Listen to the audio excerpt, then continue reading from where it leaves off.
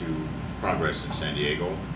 Ordinary people doing extraordinary things. I'm your host, Walter Davis, and this evening we have the honor to have Ms. Menashe.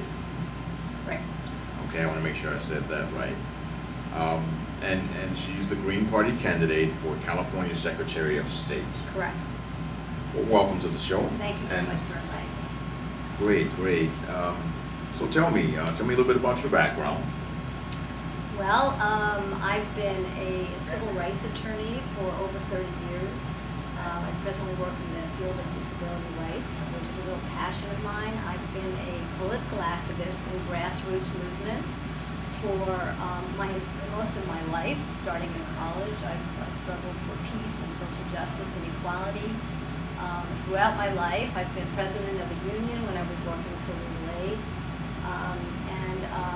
Right now, I'm very much involved in my work with advocating for people with disabilities, and this is really I confronted the situation with the crisis that our state is facing and how it's affecting people on the ground right now. So all of that experience that I've had and that political work I've had and my legal work have shined a light on the crisis that we have in the state and what needs to be done to fix it. I think anyone who's followed the legislature knows that we have a budget crisis that we can't seem to resolve, and year after year we've been balancing the budget on the backs of people with disabilities, seniors, low-income families. We are destroying what used to be a world-class education system. Students can no longer afford to go to school or get the classes that they need. So we have a crisis, and the crisis not being resolved. If you go back 20 or 30 years, the most wealthy people in our state, big corporations, paid much more taxes than they do now. Now the tax burden is disproportionately on poor people. They actually pay a higher percentage of their income on taxes than do wealthy people. It's amazing, but it's true. If you look at the California Budget Project, which has documented this. And why can't we close corporate tax loopholes?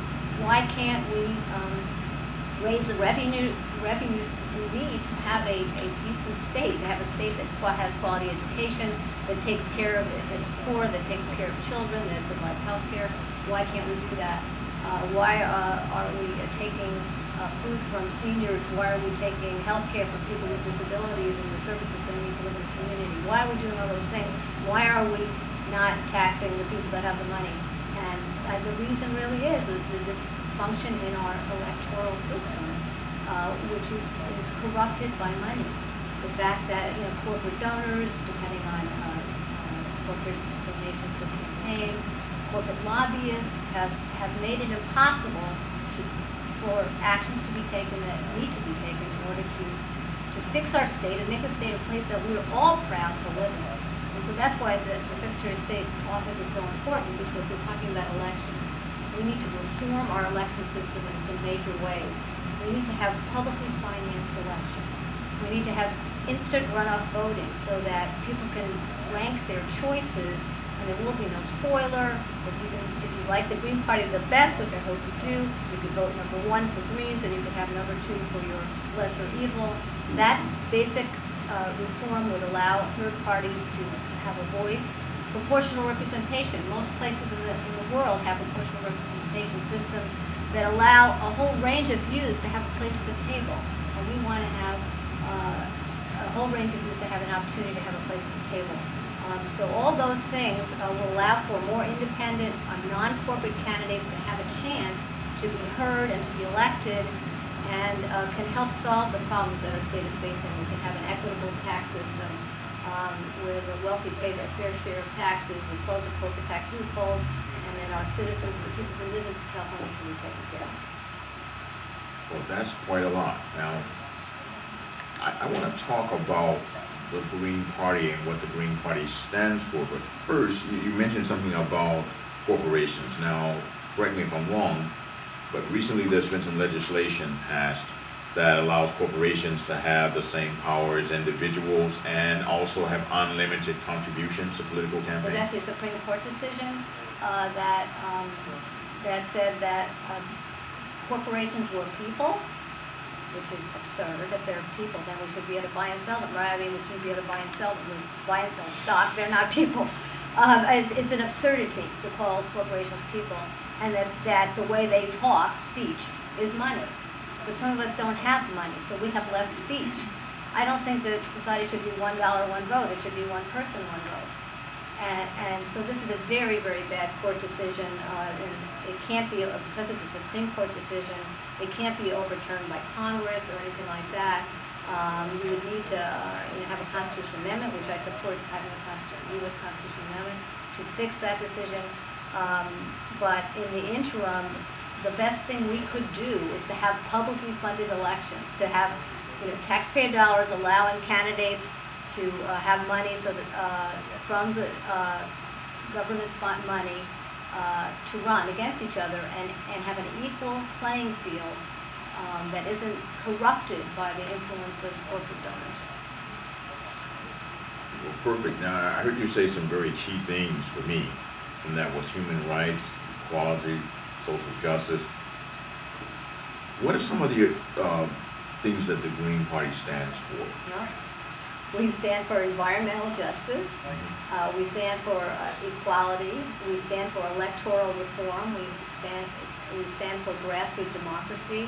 We stand for feminism, women's rights. We stand for the rights of immigrants. We're against discrimination. People sometimes think Greens are an environmental party, and we absolutely are an environmental party, but we are not just an environmental party. We are concerns about social justice take prominence as well.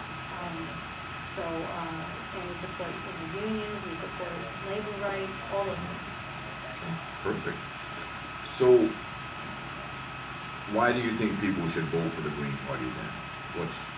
Well, I think that people should vote, have the courage, and these times we need the courage to vote our conscience. We have to vote our conscience in order to make the kinds of changes that need to be made. We really have a state that the Green Party candidate for Governor Laura Wells has said is like the Titanic, and both parties are the Titanic, and I agree with her, and I'm going to use her statement on that.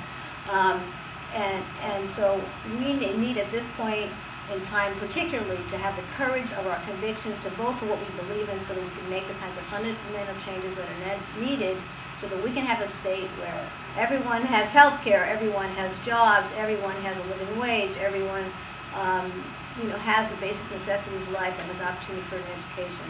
All those things that we need, we're going to have to make some fundamental changes, and so I ask people to vote their conscience, to vote green. Very good, very good. Now, talk about Proposition 14. Yeah, Proposition 14 is actually going to be on the June ballot, and it's a very scary proposition because it takes us backwards. It says that basically at the general election, only the two top vote getters from the primary of any party can be on the general ballot. What that would do would exclude third parties just about completely. So third parties would never be able to run in a general election, which is a horrible thing. We know very few people vote in primaries. The turnout is even lower than for general elections. So it would take away whatever democracy we have now that allows for third parties to have a chance to be heard. And it might even go farther than that, because if you had two Republicans who were the highest vote getters, then there would be nobody to vote for in the general election left of the Republicans. So it's a very, very dangerous proposition, and it's been mislabeled as something that's going to fix our system and make it more functional, and it's absolutely the opposite. It will reinforce the two-party duopoly, as Ralph Nader calls it, that is really destroying our state. Wow, that's quite a bit. Now, those are some big challenges. You got big money, right, pushing these various propositions and also supporting politicians that are in the pockets of the corporation. So that's quite a daunting task to turn that big ship around, is it not?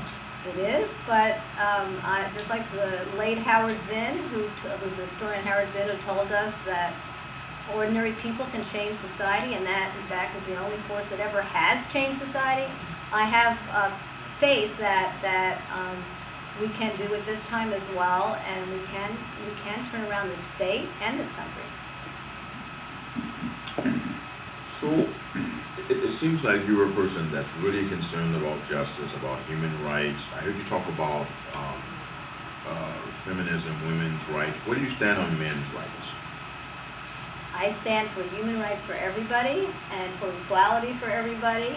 I think that certain groups in society have been traditionally discriminated against and disadvantaged, and certainly people of color, African Americans, immigrants, women, gays and lesbians have all been disadvantaged, and so sometimes there needs to be focus on those groups that have been particularly disadvantaged so that we all can be together as a community, as brothers and sisters. So we've been having a low voter turnout, a history of low voter turnout. Correct. What would you do to increase that? How could you make that better? Well, there's several things. One is the electoral reform that I was talking about, having publicly funded elections, instant runoff voting, proportional representation to give people more choices. The other is to make it easier to vote by having same-day registration, and to have a paid time off to vote. I think those things would make it a little bit easier because people are very busy. And then also having free media. This is great. This is free media, but but there isn't enough of this kind of media, and the media and the airwaves belong to the people, and we should have access to the airwaves so we can have debates that cover the range of views that represent the community, and that way I think more people would be interested in the election and soon voting. So I would assume you're a supporter of net neutrality and the internet being available to the general public. Oh, absolutely. Okay. Talk about your perception of global responsibility. What's that about? Global responsibility. Well, we see everything is interconnected. Mm-hmm. So we're working on a local level. We work very much locally, but we have a view of the whole planet, because we're one planet here, and our planet is in jeopardy. There's global warming. There's incredible poverty. There's all these things that need to be corrected. So we have a view that's global, but we focus on local. And I don't mean exclusively, but we organize in our communities. I see also on your website that you're talking about decentralization. It's one of the key values for the Green Party. Talk about that. Well, that's really what I was kind of saying, the other side of it, is that we think that some things sometimes work better in a local community when something is too big and too bureaucratized, so that's not necessarily the best way of organizing things. So we want to, have a human kind of society where people can relate to each other and work together and feel like they have a say in participating in their society. So it's a concept of a global perspective, but a local focus, decentralized as much as possible. That's a big. What changes would you like to see enacted in terms of developing and maintaining sustainability? Wow. Well, the first thing I would like to do, in fact, we're having a forum tomorrow morning on this issue about nuclear power, which we oppose. We'd like to have, sustainable energy like wind power, like solar power. We could very easily take care of the energy needs of our society by instituting that, and instead we're having we're still mining coal, and which is really dirty, and people are dying, and then they're dying in the Gulf with the oil exploration, and there's oil spills and all this kind of stuff, and that it's really not necessary. It's greed, it's corporate greed, it's money. It's all about money. It's not about what people need.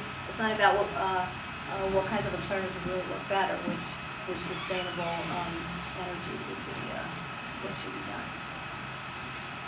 What about geothermal power? Geothermal. I'm not really an expert on geothermal power, so yeah. Okay, well that's one of the most abundant resources. So that I'm somewhat familiar with it. I know that There's a lot of solar power, particularly in San Diego. There's a ton of that. And the wind power would be, the wind power, if we had wind power in this country, we could easily take care of the energy information. And wave power as well. Mm-hmm. But there's a lot of different sustainable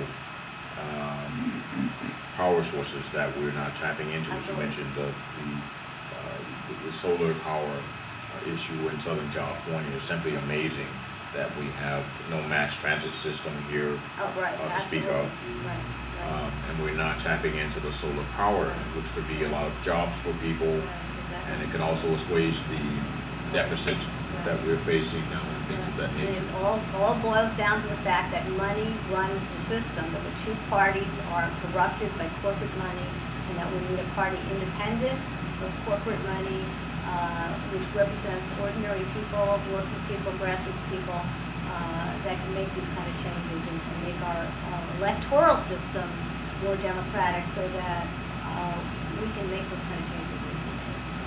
So I saw figures recently in the media that we're spending $6,000 per child for education in this state right now, and possibly 7 or 8 times more than that on prisoners in terms of incarcerating people. What are your feelings about that? What are your feelings about the high incarceration rate that we have in this state and this country for that matter? I think it's criminal. I think that education is really, really important. It needs to be funded. We had a good education system. It's now being dismantled, and that's terrible. I think that I'm against the criminalization of drugs. I don't think that really solves drug problems, but instead criminalizes whole generations of people, particularly African Americans, that are being victimized by that policy. I think that we need to invest in children and in schools so we won't have crime. We start with children and schools and families, supporting families on public assistance by giving them enough to live on so they're not homeless, so those kids don't grow up being in gangs. You have to create a support in the beginning when they're kids, and education is a very key part of that. So we have to give the young people hope, in other words. Absolutely. How would you restructure the budget? How would you recommend restructuring the budget in terms of, so in other words, where would that money come from? Where would you take it away from and put it where? Well, I would close the corporate tax loopholes. I would fix Proposition 13. And Proposition 13 did some good things, which I want to maintain. That is, seniors who didn't want their property taxes going up, to keep that protections. But corporations, big corporations are, they never die, big corporations. So for decades and decades and decades, they get the same old cheap tax rate that they're paying. So I heard Disneyland is paying, I don't know, I can't remember the exact figure, but it was peanuts for their per square foot in taxes. So that has to change. So it's Proposition 13 needs to be amended. We need to tax the people that have the money in this state so that the wealthy pay more they should be paying a higher percentage of their income in taxes than the poor and the middle income people. But what's happening instead is the opposite, that wealthy people are paying a smaller percentage of their income than poor people. And it's shocking, but it's true. And so all we need to do is fix it to what it was 20, 30 years ago, readjust it so it's equitable, and lo and behold, we'll have the money we need for our schools, for our health care, for people with disabilities, for our seniors, for our kids, for education. All those things will have the money. What do you think makes the general population so complacent? It appears as though a lot of people are not active in the election system. They're not up on the various issues that are affecting us in our everyday life. What do you think causes this type of complacency? Well, I think people feel isolated and powerless. They feel like they can't make a change. They feel that, and they're right, that the politicians have not done anything for them, and they've disappointed them, and I think they're right about that. And they don't know that ordinary people can make history. They weren't taught that in school. They weren't taught those things, and ordinary people can make history. So I think that's really the message that has to come across. And that's certainly one of the things that we're trying to pursue within the San Diego County Community Coalition. We're attempting to provide hope to everyday people to get exposure to the media, to become our own media and tell our own stories, and provide a platform for unity so that we can fight for human rights and social justice and equality. These are the kinds of things that we really need to stand up for, and I really admire you for enumerating those points. I think that's intrinsic to us becoming or going to the next level in terms of civilization. It appears that the way that we're living now is barbaric. The way that we ignore the needs of the poor, the way that we continue to engage in war, the way that we continue to incarcerate our own citizens for a ridiculous war on drugs that is simply not working whatsoever. We should be agreeing. I should be agreeing. No. Well, I'll never say never. But certainly those particular values are ones that I embrace as well. So we're coming down to our last 5 minutes here. What would you like to say to the public? This is your moment to make your statement. Well, I want to encourage people to vote their conscience. I think there's a lot of people out there who agree with a lot of what I have to say, but they're always voting for lesser evil, and the problem is that you end up getting an evil and it never gets any better. Sometimes it even tends to get worse. The lesser evil becomes more evil than it was the last time, and on and on and on. So I think that people have to have the courage of their convictions. Ours is a grassroots campaign. I see my campaign as a campaign of the movements, of the social movements, of the movements for social justice, and for peace. That's another big issue to me, right? And so we're asking people to have the courage of their convictions and to work with us in the streets and in the election system, in the electoral system, to enrich our democracy, to make it really much more of a real democracy and not something that's under the control of corporate America. That's very important because corporate America is only concerned with making a profit. Exactly. And not really caring about the people. It's really been a pleasure to have you on board. I never met you before this interview, but I'm very happy that we had a chance to have you on board. I hope that you become more active with the San Diego County Community Coalition as well. And we'll be very happy to post your activities that you're having around the area on our website. And I want to encourage the audience to come back once again and to watch us. We come on every Sunday at 5 p.m.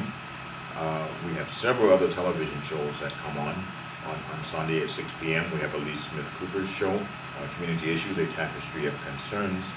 And then we have Laura Thompson's show, which comes on at 9:30 p.m. on Thursdays, the Community Artist Connection. We expect to have 2 additional shows on the air in the near term, and we're helping the Sudanese people develop their own television show just as well to illustrate the issues that are occurring within the Sudanese community. We also have technical classes twice a week to teach everyday citizens to take control of their own media, to become editors, to become camera operators, to become photographers, bloggers, writers. So you're welcome to join us and become part of our television crew here and learn how to operate your own television station, because we are the story. We're our own media. We should be telling our own stories, and we have volunteers here within the studio that make this possible for us every single week. And I'm very grateful to everyone that's volunteered to be part of our crew here. We're doing some tremendous work within the community. I want to invite you to look at our website, which is going to be displayed at the end of this broadcast, which will give you instructions in terms of how you can become involved with our internet television broadcast. Currently, we're broadcasting on 2 separate internet television stations. The addresses, again, are available upon looking at the website following this broadcast. And we stand for human rights, we stand for social justice, for equality, for the environment, and we try to tell positive stories. We try to focus on people that are doing great things within the community. We have many great people like Ann here that are standing up for our rights, that are really focused upon making our community a much better place. And that's what we're all about within the San Diego County Community Coalition. And we cover everything in terms of the points, for the most part, that you want to talk about. Well, great. That's great. So just encourage everyone to support our campaign. It's a grassroots campaign. We don't take any money from corporations, and we just need support from ordinary people. Well, that's wonderful, and I'll be very happy to provide you with contact information. Simply call this telephone number at the end of the broadcast, or go to the website that's going to come up, and I'll be very happy to put you in touch with Ann in terms of keeping up with you in your campaign and knowing what the issues are within the Green Party. I want to thank you once again for joining us. And for those of you around the world on the internet, I appreciate you tuning in to us on the internet. And we're simply going to continue to try to expand. We want to have 10 shows on the air by the end of this year. We need your help. We need your support. Please take the time at the end of this broadcast to jot down our contact information so that you can become involved with the San Diego County Community Coalition. We're doing about 12 shows a month and more. We're doing shows all over the country and all over Southern California, covering various issues. We just recently did a story in Alaska and also covered some things happening in New Orleans. So we get around with our television crews covering various activities, and we can even cover your events. So we really appreciate everyone focusing on our shows and the message that we're trying to provide. Once again, my name is Walsh Davis, and thank you for coming aboard and watching our show.